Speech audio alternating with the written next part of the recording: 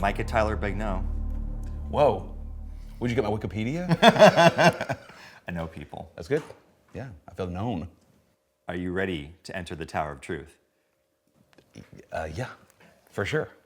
More than anything. Oh my word.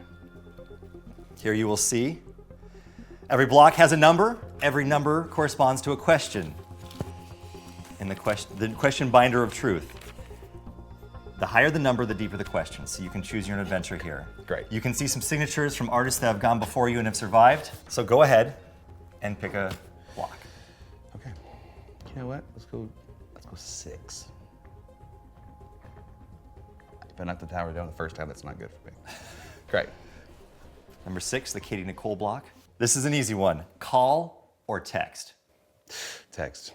Yeah. I'm a talk to texter because I want to make sure it's efficient for me not to have to use my thumbs. Keep those thumbs rested for other activities. But yeah, I'm a texter more than a caller. But if necessary, I don't mind hopping on the horn. I was also born in the 1900s, so I'm also used to picking up a telephone as well. So I can go either way, but probably I'd lean towards text. What's the level where you say, okay, this needs to become a phone call? The death of an animal is a phone call. Being late to show up somewhere, that's a text. Because that just adds, if it adds time to the situation, let's get the text. Let's be efficient with our time here. If we're catching up with an old friend, less than 10 years, text.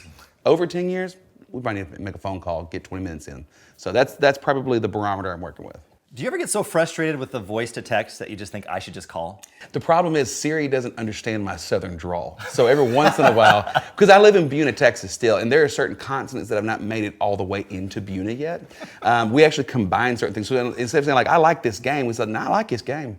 I like him glasses. I like a hat. So sometimes she's not able to keep up with, I guess we've not kept up with modern technology or with dialect, but I'm trying.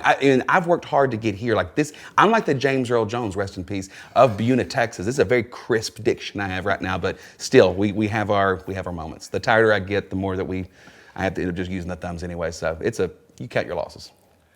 Go ahead and pick out another. You know what? 21 feels kind of middle-ish. Oh, no, not that. I will not be doing 21. See, sometimes the tower chooses for you. That's true. The tower did not want you to do number 21. That's true. Man, this is all pretty tight here. 1. Great. We're going shallow Hal here. Dine-in or delivery? It depends on the company.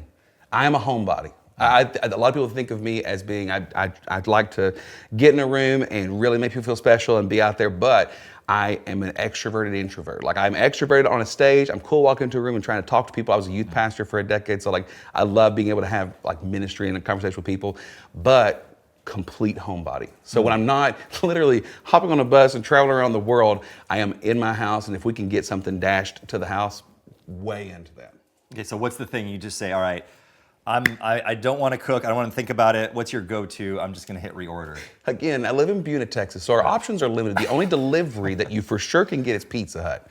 And so we're talking about pizza or wings, which again, great quick option. I got 3 kids, a wife, so like pizza's always a real safe bet. It gets there. All you have to have is the plates and cups ready to go, and you're ready to hop in. So it's a pizza and wings is a really easy way to hop in and just get a night going. Okay, type of pizza. Great question. I didn't know it was gonna be this tough. I thought we're on 1. You know what? Give me. Let's get crazy. Yeah. Stuff the crust. Okay. Throw a little cheese in there. Let's not be stingy with the cheese. Don't go on the top. Give it to me in the back right there. Let's make sure that every morsel has a little bit more calcium in there. So I'm gonna go stuffed crust. And I'm gonna go extra cheese, but pepperoni. I like to be a little toasty on top. So if we're going, if I'm just getting particular, but typically it's whatever the kids want, and I will just grab the scraps of whatever ends up over there. So good dad, right? You're just batting cleanup. that's what I'm just exactly right. I'm not the star of the show. I am just there as a stagehand, making sure that everything's picked up when it's over with, and we get to get everybody in bed by a decent time. All right, go ahead and pick another block. Okay. This is 45. Of course is gonna move. Oh, you're choosing it. I mean, I have to. It's chosen you. Let's go. Gotta flip the page, it's so deep. No one's even signed this one. Oh, no. When you look into the past. Here we go. Kind of lay down. Here we go. What do you miss the most? I actually, I've been very nostalgic lately. My brother Daniel I battled cancer for the last 7.5 years and passed away a month ago.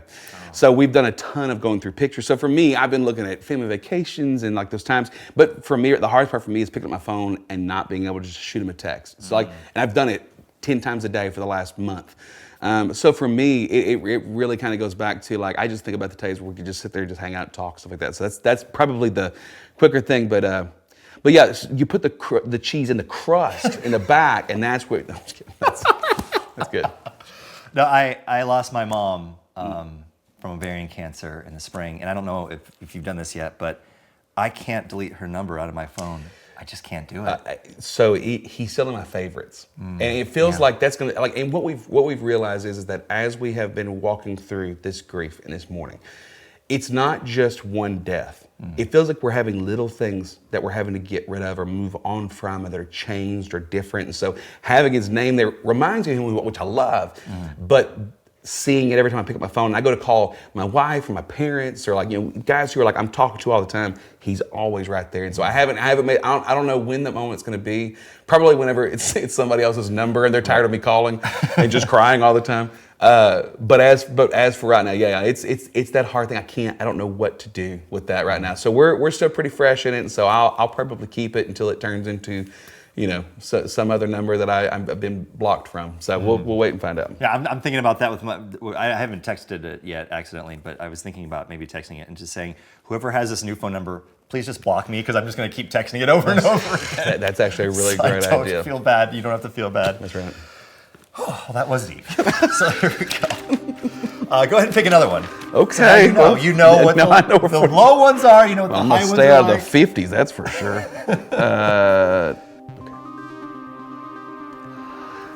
What's the record for the highest the tower has gone? Zach Williams, and I think he was going to fight me when I said we've got to wrap this thing up. Okay, well, I think it was about once again, it's me and Zach.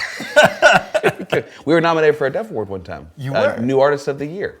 I'll give you one guess on who won, and it's not me. I didn't break a single chain. So no, he's Zach. He's awesome. I love Zach Williams. But I'm going to try and beat you in this game. Were you just happy to be nominated? Yeah, thrilled. It was amazing because I had no pressure. I walked in there being like, I will just sit here. I will clap for Zach when the time comes. I will see my little name up there. I get to sing a little snippet of Never Been a Moment.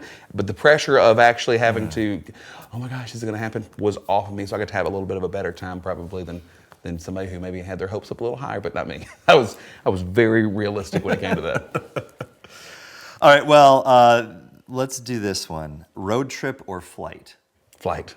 When I first started doing music 14 years ago, I was an indie artist. And so Texas is big. I can drive from my house to Nashville, Tennessee, pass through 5 states, takes 12 hours.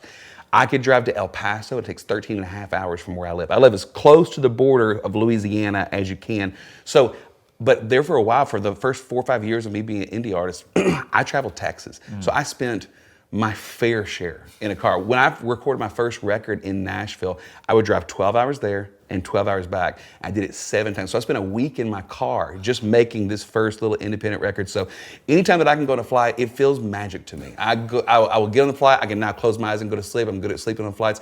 And I wake up, it's like teleportation. And I'm rested, I'm ready to go. It's easy to get to. So I would say I'm very grateful for my frequent flyer miles. Even if you're stuck in the middle row.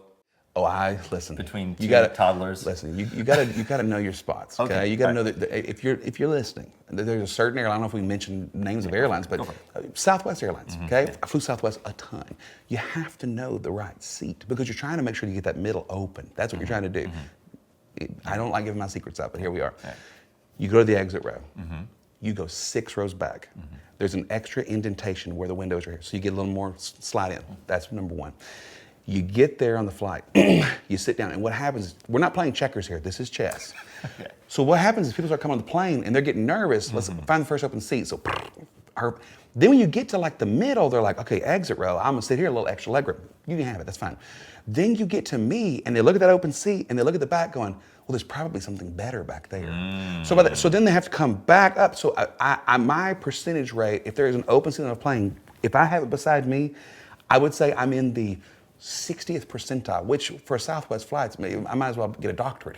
So this is so, but I have learned to at least fleece the system as best as I can in my certain situations. But I mean, listen, if there's between a middle seat or me being with my family in a car for 9 hours on the way somewhere, I'll have a middle seat.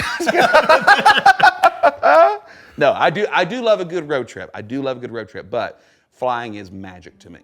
All right, pick out one more here. Okay. Ooh, the Danny Goki. Ooh. Oceans or mountains? You know what? I personally am probably a beach guy, but my wife is a mountain person. So I like being with her. So if I had to pick my perfect trip, it's me and her in the mountains. Kids, like we'll go to Smokies, we'll go to Colorado, whatever, and just chill sometime. Because you get to kind of see a little bit more all at once. So I'd probably lean towards mountains. Should I pull a good one here? Yeah, I think so.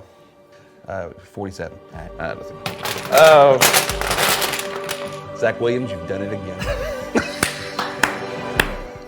Zach Williams! Like an old church choir came here and pushed this thing over. This is great. I think that number, I mean, do I have to answer another one or am I done? No, I think, well, here, one more question for you. This is the question when the tower falls. It's just like our life. Yeah. When your life has fallen apart, when was a moment when God put it back together? You know, for us, for the longest time, the story I always go back to was 2017. I live in Southeast Texas, still born and raised, never left there. And Hurricane Harvey came through and put 40 inches on my house in 2 days. We had to replace the floors and the walls in that little house. But we were so grateful because God held it together and protected us and that kind of thing.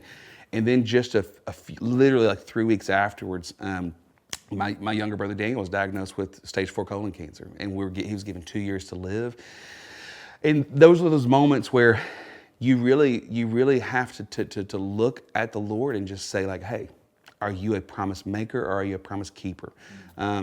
But it was because of that season that I learned that he was who he says that he is. That when he says he draws near the brokenhearted, I can tell you I'm a broken heart that God is drawn near. When he says he's closer than a brother, I felt that I could be in a crowd of 1,000 people or I could be by myself sitting there in a hotel room and feel the Lord's nearness to me. So the thing is, the last time it all fell apart is literally where we're at right now. My brother passed away a month ago, and then my grandmother passed away this past week. A dear friend of mine, they just lost a baby to a miscarriage this past week. Those are the moments now that we're in the thick of it. Things feel like they could be falling apart, but I also know who puts it back together.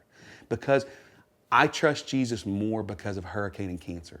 I trust Jesus more because of the trial. So I try to tell people that if you're going through something, this is an opportunity for God to start carving out and building and fortifying and teaching us how to trust him. And so I trust Jesus more now. And even though we don't have all the answers, I don't know how it all feels. I don't know when I delete the number out of the phone. I don't know all the different things of how the holidays are going to feel every single time. I do know that God's faithful. I do know that he is steadfast. I do know that he is a friend of mine. I do know that he draws near every time my heart breaks just a little bit more or heals a little bit more too. Tyler. Now the only thing is we gotta have you sign a block. Hey, I'm Micah Tyler, and apparently I survived the Tower of Truth. Micah Tyler, yeah. Here we go. Is that all right? That was great.